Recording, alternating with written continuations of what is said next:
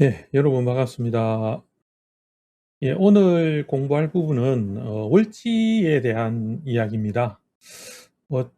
기초적인 내용이니까 별로 그렇게 어렵게 접근을 하지 않으셔도 되는데, 오늘 이 월지를 갖다가 보는 이유는 뭐 격국이나 이런 부분에서도 우리가 월을 살피면서 격국이 어떻게 성격되고 또 어떠한 구조로서 이루어졌는가를 분별하는 아주 중요한 부분이 아주 월이 되겠죠. 그러나 이제 그 이유만이 있는 것은 아닙니다. 사행도에서도 마찬가지로 월지를 중요시 여기는데 월을 꼭 살펴봐야 되는 여러 가지 이유들이 있습니다. 그 부분에 대해서 오늘은 간단하게 한번 같이 생각해 보도록 하겠습니다.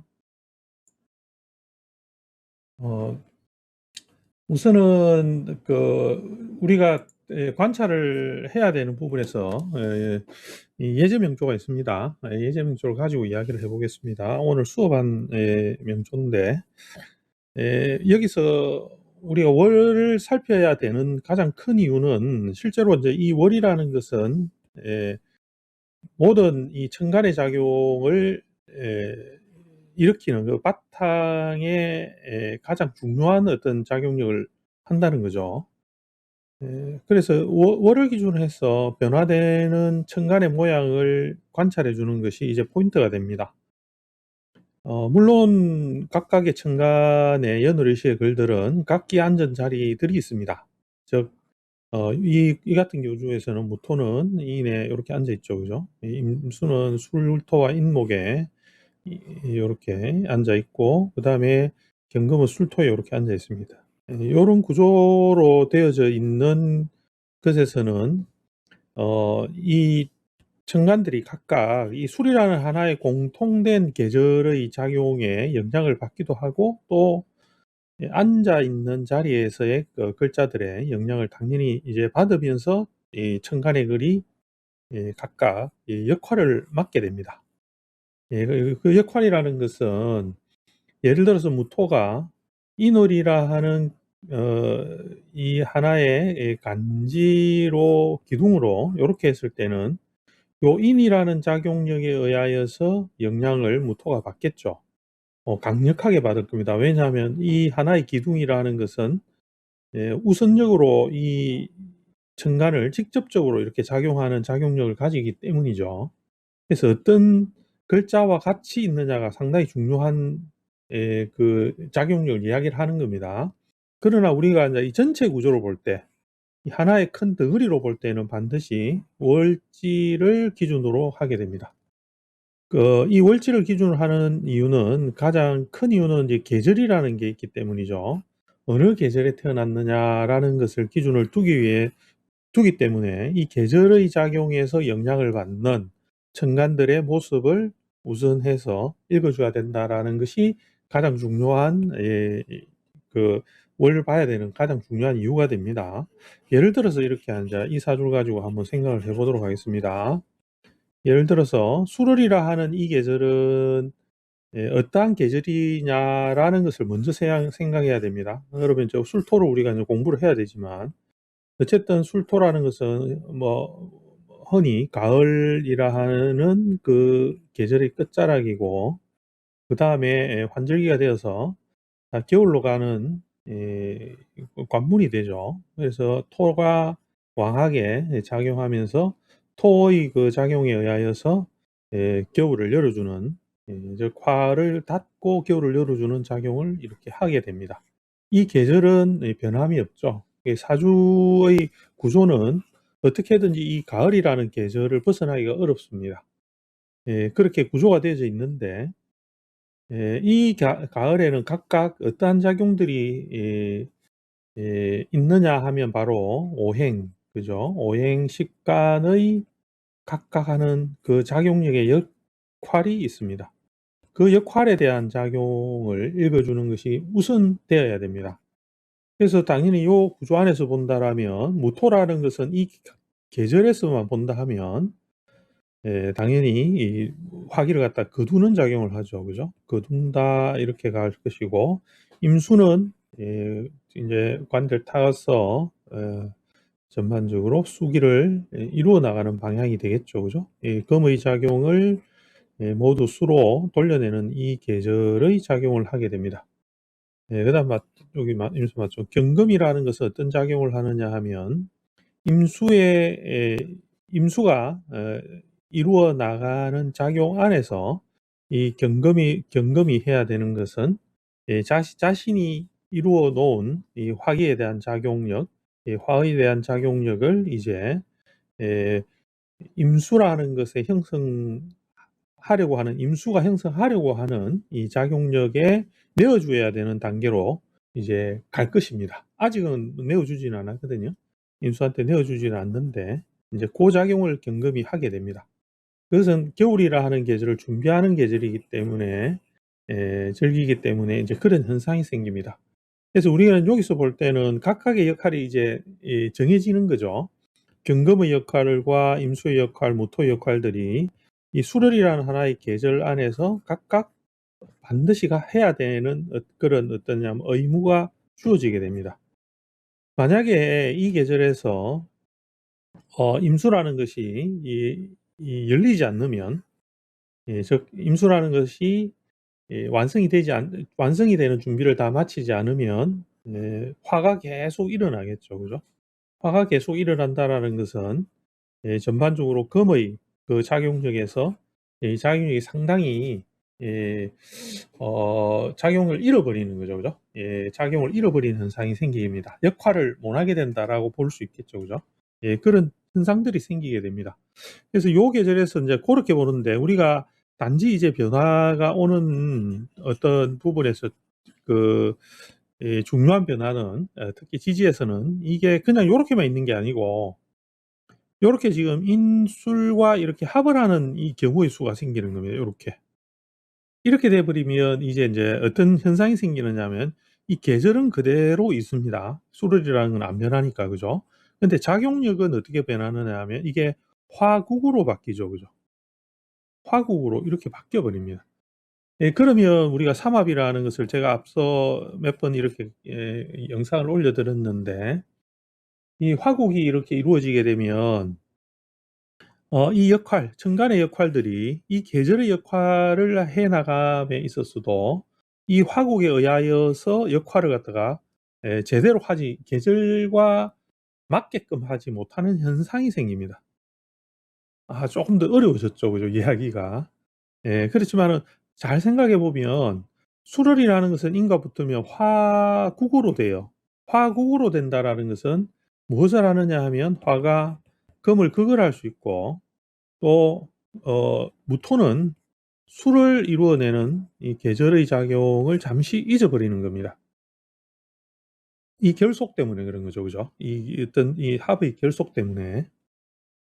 그러면 당연히 인이라는 이 식신도 지지 안에서의 작용에서 임수가 목으로 따라가는 작용의 계절의 작용을 하지 못하게 돼요. 이 수와 가수로 작용력을 이제 견주게 되는 현상이 생기겠죠.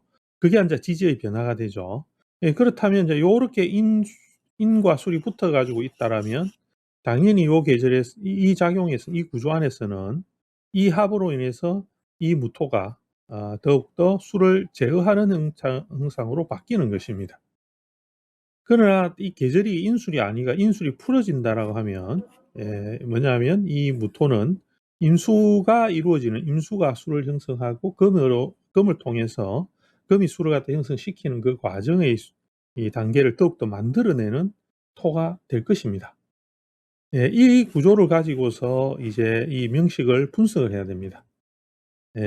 그래서 임수는 어떻게 하느냐, 이 계절에서 이 토의 제어를 막아내기 위해서 이 무토가 회국된 이 작용에 의해서 극을 하는 것을 막아내기 위해서 이 경금을 사용하려고 하겠죠. 그죠?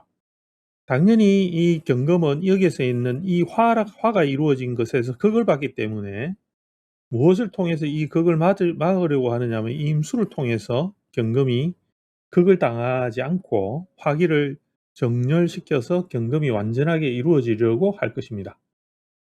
그런 구조들이 여기에서 걸쳐져 있습니다. 임수는 당연히 그죠? 화가 이렇게 이루어졌기 때문에 화의 작용에 의하여서 임수의 작용이 온전하게 이 계절적으로 아래로 내려가는 이 수를 이루어 난 다음 계절을 이루는 것으로서의 작용을 방해받고 있죠. 방해받기 때문에 반드시 경을 통해서 아래로 내려가라는 성령, 이 기대죠, 그죠? 이 여기에 대한 기대, 하려고 하게 되고. 그러면 이 경금은 이 화를 얼마나 잘 모으느냐는 결국은 수가 얼마나 작용을 해주느냐에 따라져 있습니다. 이런 것들이 서로 물려 있습니다. 그래서 하나의 계절의 월을 보는 것은 이 계절의 작용에 의해서 천간들이 각각 해야 될 일이 있는 것이고, 그 다음에 지지의 환경은 서로 결속하거나 충형 등의 작용에 의해서 천간이 그 작용을 어떻게 하느냐 못 하느냐가 결정이 되는 것입니다. 그렇기 때문에 월지가 어떤 역할을 하는가를 우선 월지가 어떤 천간의 작용력을 이끌어낼 수 있는가 하는 것을 우선 파악하는 것이 굉장히 중요합니다. 그래서 격국 같으면 우리가 흔히 이런 사주들은 격국을 어떻게 볼 것이냐 이러면 이거는 그냥 평관격으로 보면 되겠죠, 그죠? 회국현 제가 재성에 국을 이루었는데 무토가 이렇게 투관해서 대표로 나왔습니다. 그래서 이거는 임수를 당연히 극을 하는 작용에서 평관격이 돼버렸죠, 그죠?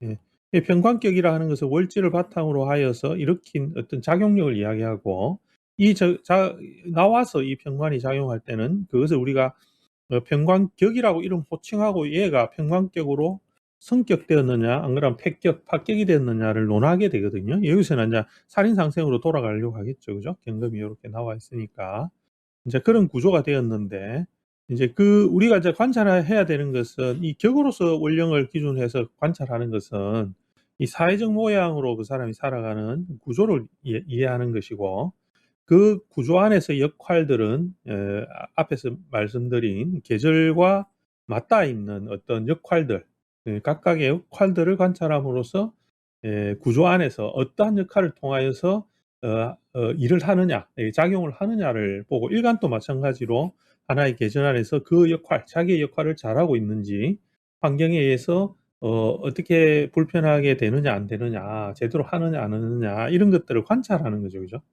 그래서 이제 그런 것들을 보는 것이 바로 이제 월지를 기준해서 우리가 관찰하는 사주를 분석하는 아주 기본적인 형태가 된다라는 것입니다. 좀 어려운 듯 이렇죠, 그죠? 쉬운 듯 하고 어려운 듯 하고 이렇게 되죠. 그래서 여러분들이 이제 그, 이 분석을 할 때, 사주로 분석을 할 때 격국을 기준으로 해서 분석을 할 것이냐, 혹은 구조 안에서 식간들의 그 작용력에 의해서 분석을 할 것이냐, 이렇게 고민을 하게 됩니다. 공부를 하다 보면. 그래서 격국을 잘 하는 사람은 격국만으로도 분석을 할 수 있다라고 이야기하고, 또 그렇게 하시는 분들도 많이 있죠, 그죠? 그러나 이제 격국이라는 것과 분야가 그 기준이 다릅니다. 격국으로서 우리가 분석할 수 있는 것과 간지의 작용력으로 분석하는 것은 그 분석의 잣대가 다릅니다. 기준의 잣대가 좀 차이가 있습니다.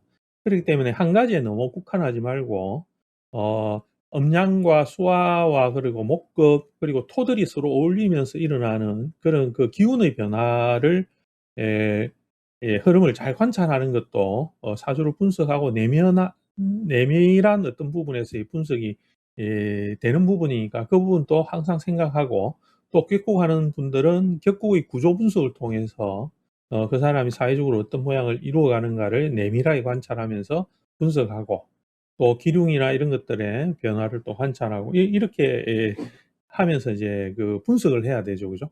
그래서 실제로 우리가 간단하게 보면 이 사주는 뭐 돈이 많다 적다, 직장이 뭐 좋다 안 좋다 하고 어떻게 단순하게 말을 던질 수 있는 내용들이 사실 아니에요. 사주를 보면 굉장히 그 안에는 복잡한 이야기들이 숨어져 있기 때문에, 그래서 한 가지 이론만 가지고 한 가지의 도구만 가지고 국한해서 사주를 분석하려고 하지 말고 항상 시선을 넓혀가면서 공부를 해나가시기 바랍니다. 이 앞에 사주는 우리 얼마 전에 인용이 된 그 선생님 사주입니다.